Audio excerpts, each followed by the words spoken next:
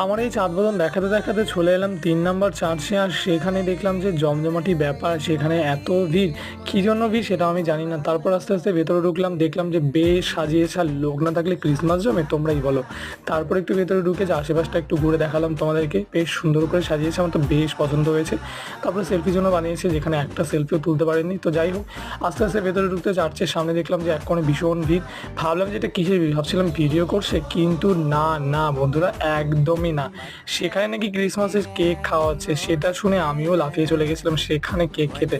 তারপর গিয়ে আমার তো প্রচুর খিদেও পেয়েছিল, তারপর আমাকে 1 পিস কেক দিয়েছিল, যেটা খেয়ে আমার আরও বেশি কেক খেতে ইচ্ছে করলো। তো যাই হোক, কেকটা ওখান থেকে 1 পিসই নিয়ে নিয়েছিলাম, গোটা প্লেটটা দিলে আরও ভালো হতো। কী করবো, সবার জন্যই সমান ছিল।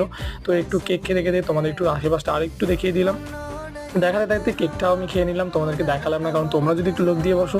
তো যাই হোক, তারপর আমরা একটু চাঁদ বদন দেখাতে দেখাতে আজকের ব্লগ এখানেই শেষ করলাম।